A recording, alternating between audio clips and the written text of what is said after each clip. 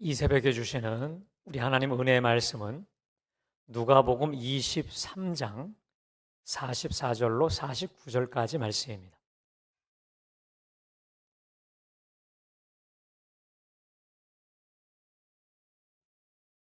제가 봉독해 올립니다. 때가 제6시쯤 되어 해가 빛을 잃고 온 땅에 어둠이 임하여 제9시까지 계속하며 성소의 휘장이 한가운데가 찢어지더라. 예수께서 큰 소리로 불러 이르시되 아버지 내 영혼을 아버지 손에 부탁하나이다 하고 이 말씀을 하신 후에 숨지시니라.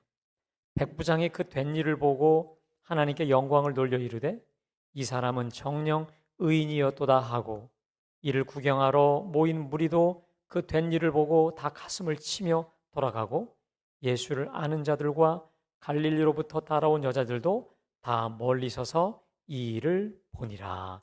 아멘. 드려진 예물을 위해서 기도하겠습니다. 사랑과 은혜의 하나님 감사합니다. 한 주간도 주님 은혜로 지켜 인도하시고 고난주간 우리 주님의 그 고난에 동참하는 마음으로 우리가 또 가정에서 또 현장에서 이렇게 고난주간 특별 새벽 기도회로 잘 드려줄 수 있도록 은혜 베푸신 것 너무도 감사합니다. 하나님 그 모든 말씀이 살아서 역사하여 우리의 생명이 되고 진리가 되고 길이 되는 빛이 되는 말씀으로 인도하여 주시옵소서. 이 시간 주님께 나올 때에 아버지께 귀한 예물로 올려드리오니 이 예물 기쁘게 흠양하여 주셔서 특별히 우리의 삶이 우리의 존재가 주님께 향기로운 주의 종들 다 되도록 주님 인도하여 주시옵소서. 주님께 오늘 전하는 주의 말씀 전하는 이 종과 듣는 우리 모두에게 피차간에 동일한 크신 은혜로 채워 부어 주시옵소서. 주 예수 그리스도의 이름으로 기도드려 사옵나이다. 아멘. 할렐루야. 오늘도 고난주간 특별 새벽 기도에 참여하신 우리 여러분들 위해 우리 하나님 주시는 말씀을 통해 큰 은혜가 되시길 간절히 축복합니다. 오늘이 벌써 특별 새벽 기도 마지막 날이 되었습니다. 기쁨으로도 감사한 마음으로 참여하신 우리 모든 분들에게 진심으로 감사를 드립니다. 자, 우리가 이번에는 예수님께서 십자가상에서 남기신 7마디의 말씀을 중심으로 예수님의 생애를 우리가 집중 조명해 보았는데, 자, 오늘은 마지막 말씀으로 한번 좀 띄워주실까요? 다 같이 봉독합니다. 아버지 내 영혼을 아버지 손에 부탁하나이다. 네, 주님이 이 말씀을 하신 뒤 숨을 거두십니다. 자, 여러분 오늘이 특별히 이제 마지막 날이다 보니까 제가 그동안 십자가상에서 남기신 예수님의 이 가상 7원을 잠시 좀 정리하길 원합니다. 우리 예수님께서 오전 9시에 달리셔서 오후 3시, 6시간 동안 십자가에 달리셨는데 전반부, 다시 말해 오전 9시부터 정오 12시까지 해서 3마디를 남기십니다. 그리고 12시부터 3시까지에 온 세상에 어두움이 임하고 빛을 잃어요. 태양도 잃고 빛이 잃은 상태에서 또 4마디를 말씀하셨는데, 자, 첫 번째 말씀은요. 한번 다 같이 봉독합니다. 아버지 저들을 사하여 주옵소서. 자기들이 하는 것을 알지 못함이니이다. 네, 자신을 죽이고자 십자가에 대못을 박아버렸고 한없이 조롱하고 있는 자들의 용서를 비는 기도였다. 도리어 저들을 대변하고 저들을 변호하는 기도였다라는 말씀을 드렸죠. 자, 두 번째 말씀이요. 다 같이요. 내가 진실로 내게 이르노니 오늘 내가 나와 함께 낙원에 있으리라. 예, 저 흉악한 살인 강도조차도 절대 포기치 아니하시고 끝까지 회개를 기다리시는 마치 탕자의 아버지와 같으신 우리 예수님을 우리가 배웠습니다. 자, 세 번째 말씀이요. 여자여 보소서 아들이니이다. 보라 내 어머니라. 예, 이 말씀을 통해서 우리 예수님은 지금 피 흘리며 죽어가시는, 다시 말해 고통 외에는 그 아무것도 생각나지 않는 상황에서도 어머니를 생각하셨던 효자 예수님이었다. 효심 가득한 예수님을 보았고요. 이제 십자가에서 당신의 피로 하나님 나라의 새 가족을 탄생시키시는 우리 주님을 배웠습니다. 자, 네 번째 말씀은 나의 하나님, 나의 하나님, 어찌하여 나를 버리시나이까? 라고 하는 이 피 맺힌 예수님의 절규는 단순하게 육체적 고통에서 오는 절규가 아니라 십자가 저주 형벌로 인해서 아버지께 버려진 아버지와의 관계 단절에서 오는 절규였다.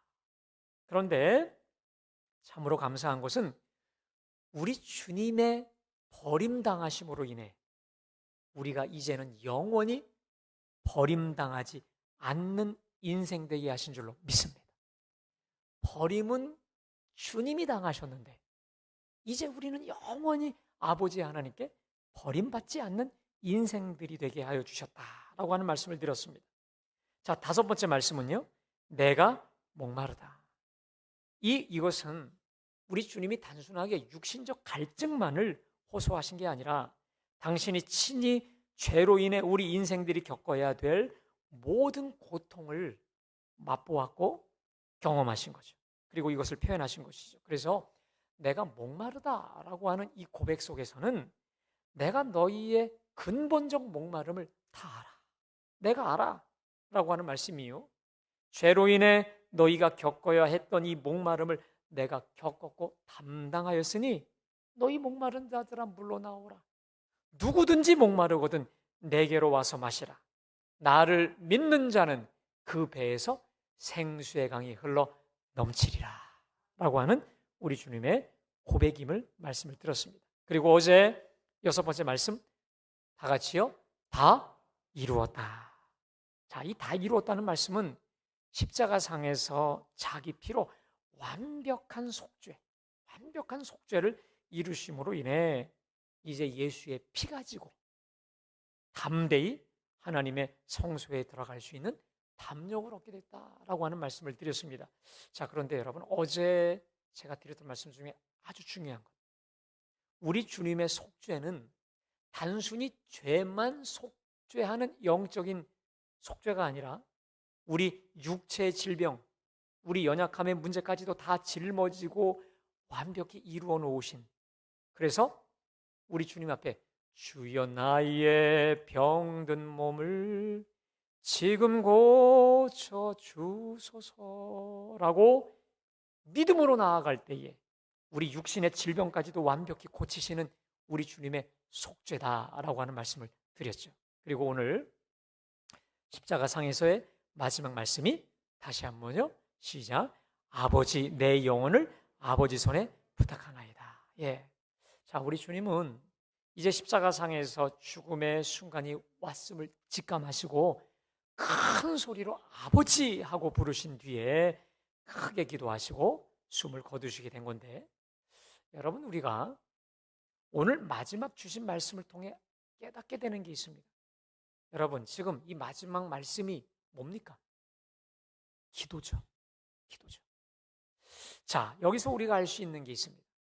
우리 주님의 일평생은 과연 기도로 사셨다가 기도로 맞춰진 삶이었다. 특별히 46절에 보니까 예수께서 큰 소리로 불러 이르시되 하며 큰 소리로 아버지 하면서 아버지를 크게 부르신, 그리고 이 마지막 이 기도가요, 큰 소리로, 그냥 작다말하는 소리가 이게 아니라 아버지 내 영혼을 아버지 손에 부탁하나이다. 아멘. 자그만 소리가 아니라 큰 소리로 아버지를 부르며 역시 크게 부른 기도였다라는 걸 우리가 알 수 있습니다. 자, 여러분 한번 생각해 보세요. 이제 숨이 넘어가는 찰나입니다. 그래서 이 숨이 넘어가는 혼절 바로 직전 이 찰나적 순간에 무슨 기력이 있겠어요? 이제 숨 넘어가는 상황에, 근데 큰 소리로 아버지를 부르며 이렇게 기도로 나아갈 수 있었던 것은요, 이게 어떻게 해서 가능할 수 있을까요? 그것은 우리 예수님 평소의 삶이 기도였기 때문에 가능한 거죠. 바로 지금 이 가장 절대 위기의 순간에 아버지를 큰 소리로 부르며 자연스럽게 기도할 수 있었던 것은 주님의 이때까지의 삶의 생애가 기도의 생애였기 때문인 거예요. 다시 말해 기도가 몸에 익숙한 거예요.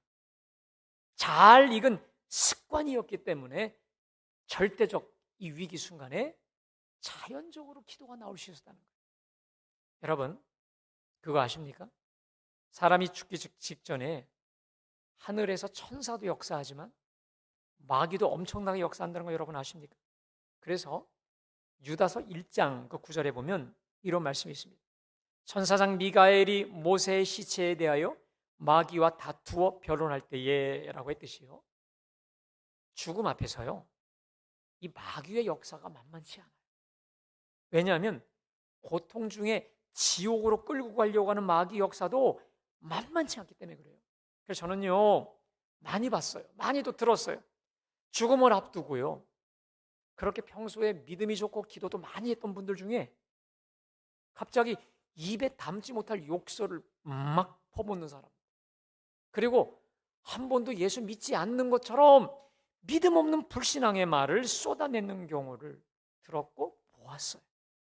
그만큼 죽기 직전에 천사는 천국으로 인도하려 하지만 마귀는 또 역시 지옥으로 인도하기 위해 그만큼 치열한 영적 전쟁이 죽음 앞에서 벌어진다는 거예요. 사랑하는 여러분, 이 사실을 꼭 기억하셔야 합니다. 평소에 친밀한 기도의 영 안에 살지 않았던 사람들은 결코 결정적인 순간에 기도할 수 없습니다. 어떤 의미에서 우리는 생의 이 마지막 순간에 오늘 주님처럼 큰 소리로 아버지의 이름을 친밀하고 담대히 부르며 기도하기 위해 살아가는 사람들, 바로 그때 그 결정적 고통의 순간에 큰 소리로 아버지를 부르며 이 기도가 자동적으로 튀어나올 수 있도록 우리 주님처럼 평소 기도로 우리를 가꾸고 준비하고 무장되시기를 주님의 이름으로 축복합니다. 자, 그런데 우리 주님 기도의 첫 마디가 뭡니까? 아버지예요. 우리 주님은 이 사망의 음침한 골짜기 절체절명의 순간에도 아버지 하나님을 놓지 않았다는 거예요. 다시 말해 오직 아버지만을 주목하고 바라보았다는 거예요. 놀라운 사실은 여러분, 십자가상에서 우리 예수님의 첫 마디가 뭡니까? 아버지였어요. 십자가상에 달렸을 때 우리 주님의 첫 마디가 아버지, 저들의 죄를 용서해 주옵소서. 그리고 지금 죽음에 바로 임박하기 직전에 역시도 아버지였어요.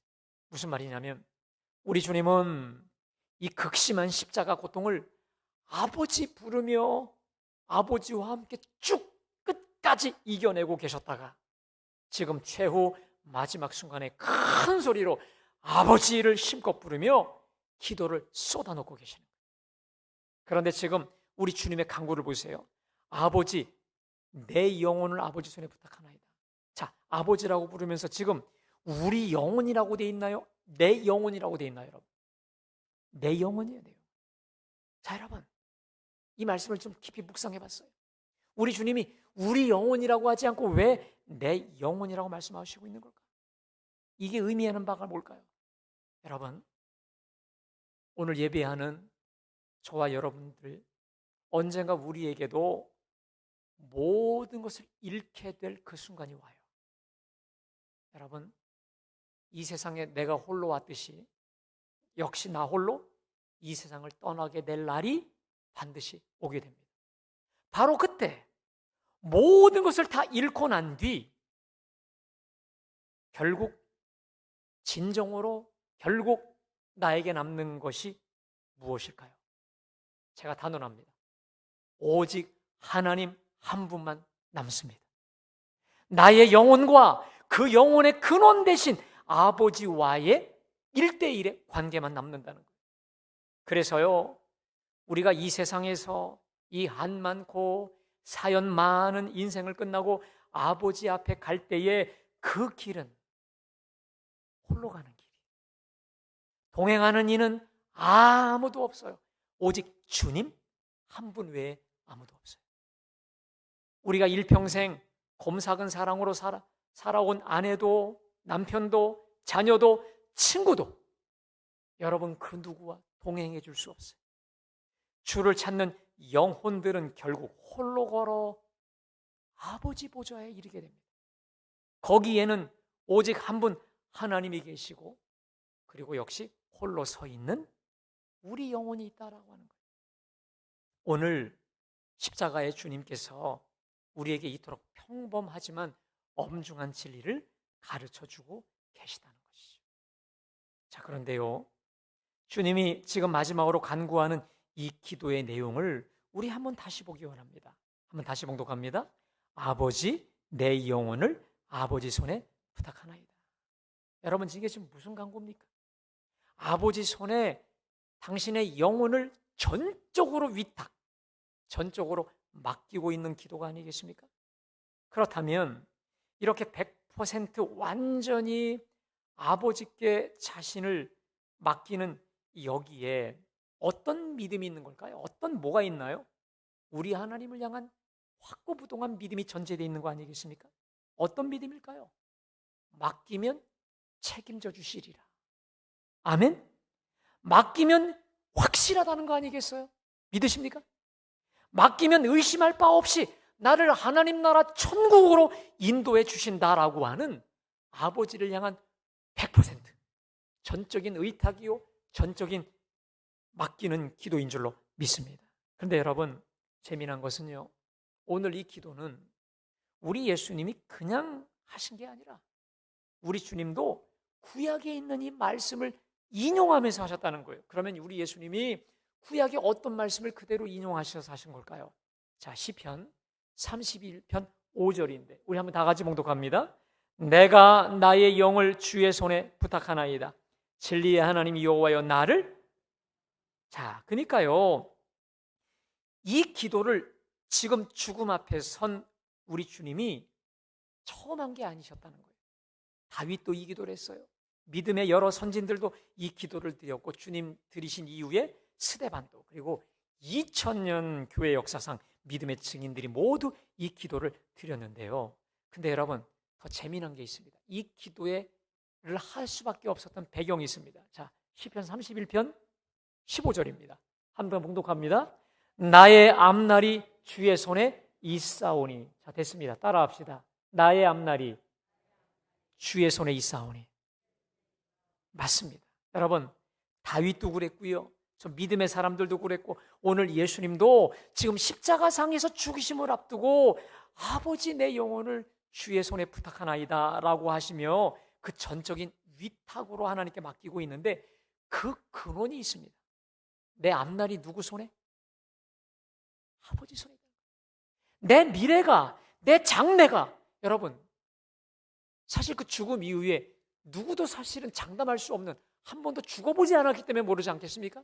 물론 우리 예수님은 다르겠지만, 그러나 다윗이든 또 믿음의 그 모든 선진이든 간에 확신하는 게 있었습니다. 우리 예수님은 말할 것도 없고, 내 앞날이 아버지 손에 있기에, 아멘? 내 장래가, 내 미래 모든 운명이 아버지 손에 있기에, 그리고 그 아버지가 나를 최선의 길로, 최고의 길로만 인도해 주실 것을 믿으셨기에 아버지, 내 영혼을 아버지 손에 부탁하나이다. 할렐루야.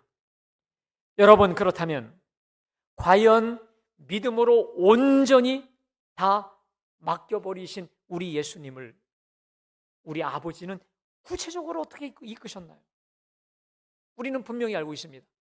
사흘 만에 사망 권세 이기시고 부활케 하신 줄로 믿습니다. 죽음에서 부활로 이끄셨어요. 어디 그뿐만일까요? 이토록 죽기까지 복종하시며 미래 앞날을 전적으로 맡기시며 주님을 우리 아버지가 어떻게 이끄셨나요?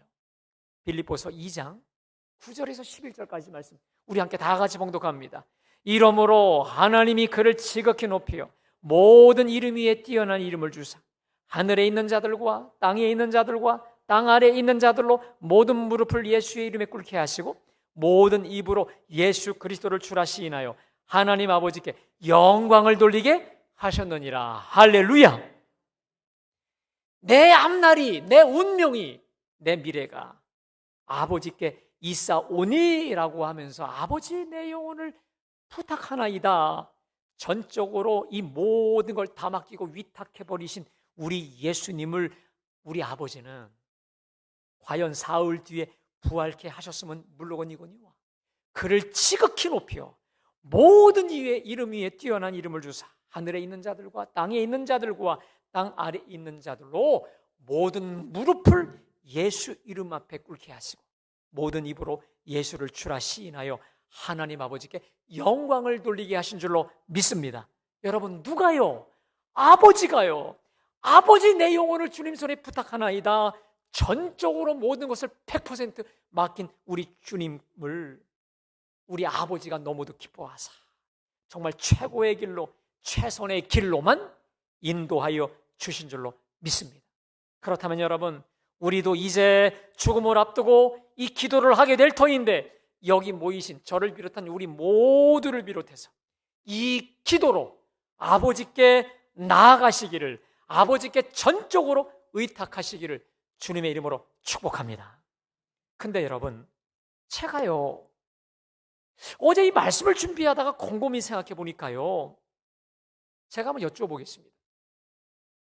다윗이나 여러 믿음의 사람들, 또 우리 예수님이요, 목의 숨, 다시 말해 목숨이 끊어지기 직전에만 이 기도를 드렸을까요? 근데 그게 아니에요. 지금 이 기도는 내가 이제 임종을 앞두고 죽음을 앞두고 드리기에도 최적합함의 기도이기도 하지만 내가 지금 서 있는 내 삶의 현장에서도 얼마든지 드리기에 최적합한 기도임을 알게 되었습니다. 오히려 여러분 들어보세요. 내가 평소 내 삶의 현장에서 이 기도를 드리지 못한다면 나는 죽음 앞에 서서 이 기도를 드릴 수 없다는 사실입니다. 마치 우리 아까 예수님이 평소에 아버지 하면서 주님을 끝까지 부를 때에 죽음 앞에서도 아버지를 부르며 큰 소리로 기도로 나아갈 수 있었던 것처럼 말이죠.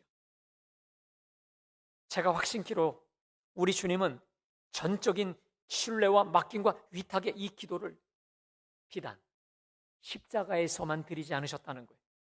저 순교자 스데반이요, 사울에게 돌에 맞아 죽을 때만 하지 않았을 것입니다.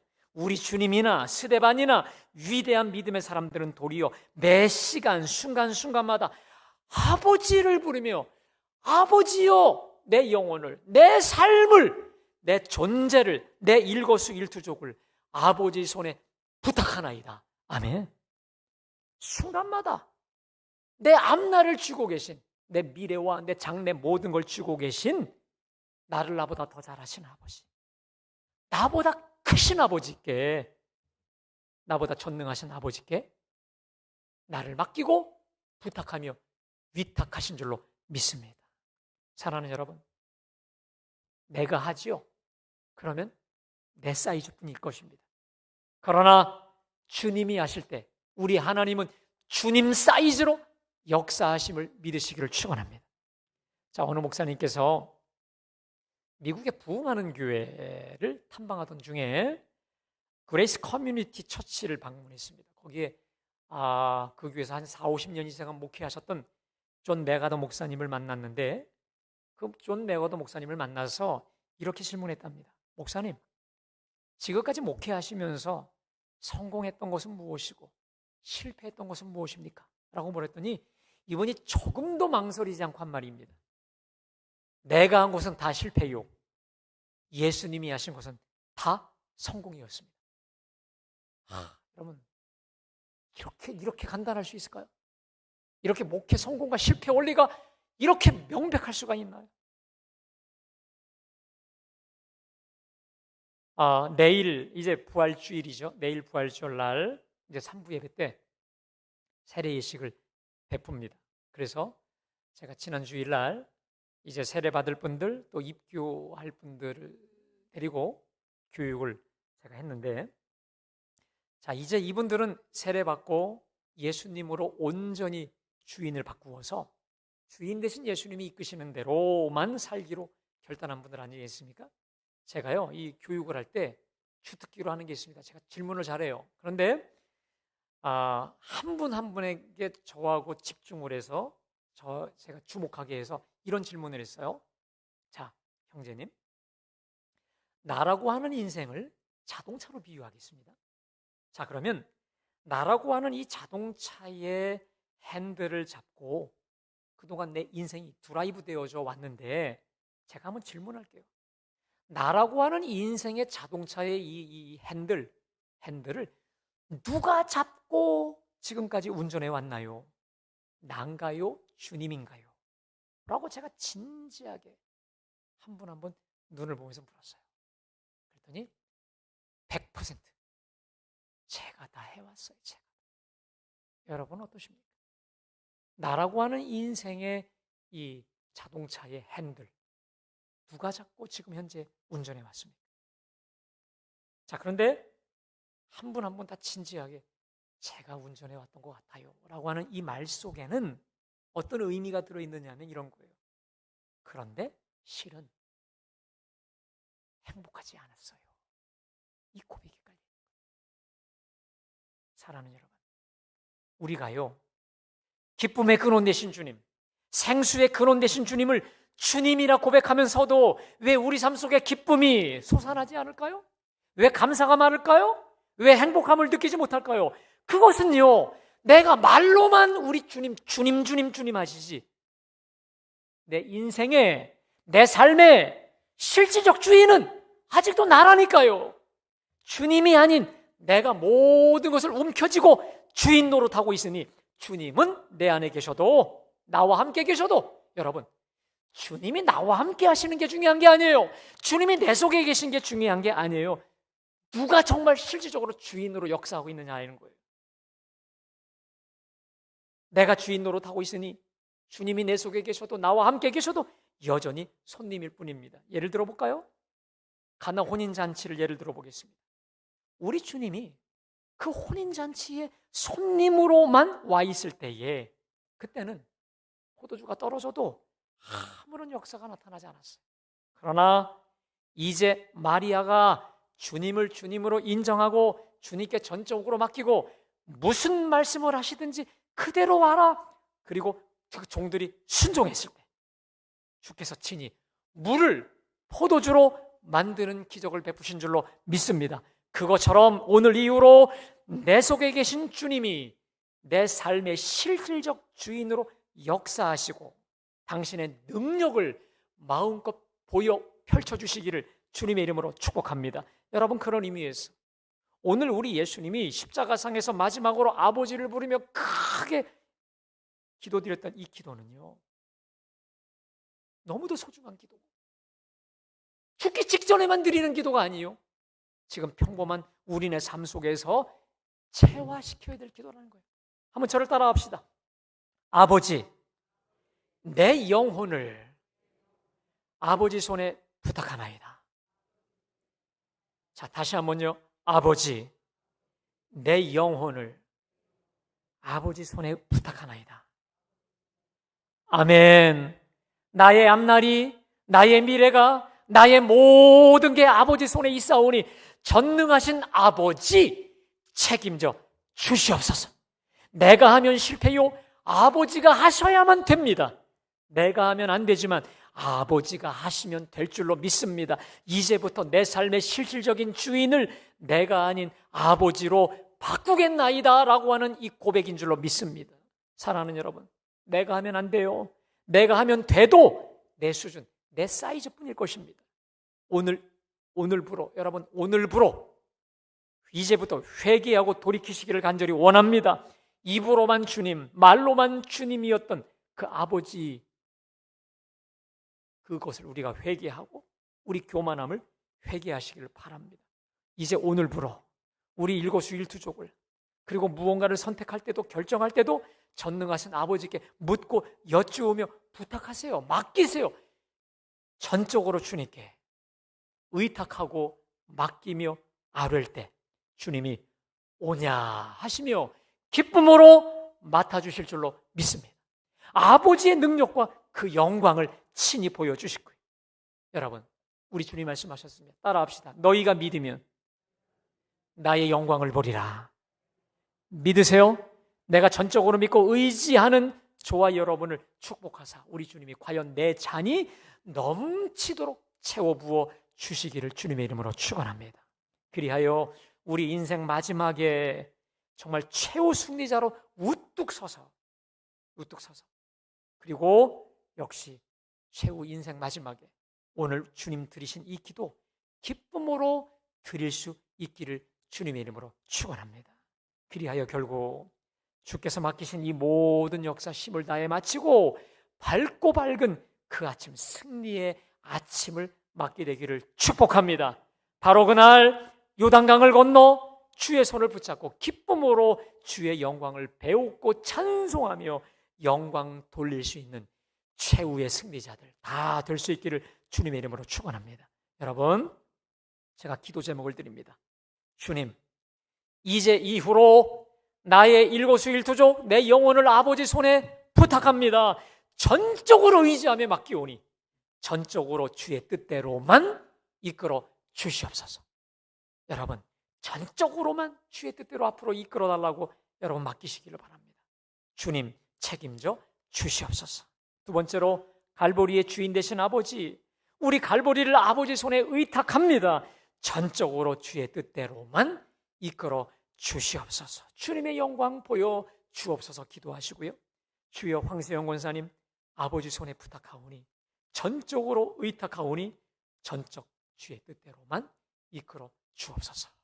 아버지께 온전히 맡기며 기도하는 우리 모두가 되기를 주님의 이름으로 간절히 축원합니다. 여러분, 우리 예수님께서요 부활하신 다음에 베드로를 만나시죠. 그러면서 뭐라고 말씀하십니까?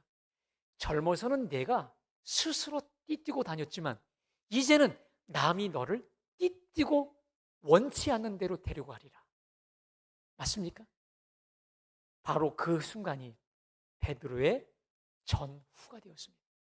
젊어서는 내가 스스로 다녔지만 이제는 너를 원치 않는 곳으로 너를 띠뛰고 데려가리라 말씀하신 것.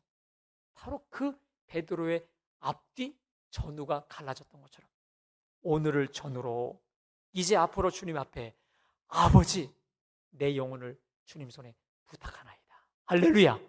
이 기도와 간구를 통해 오늘로 인해 저와 여러분의 전반과 후반부가 완전히 새롭게 될 수 있기를 주님의 이름으로 축원합니다. 자, 우리 시간에 우리 찬송가 240장을 우리 부르시면서 한번 주님 앞에 나아가겠습니다. 우리 찬양합니다. 우리 손뼉치며 찬양하겠습니다.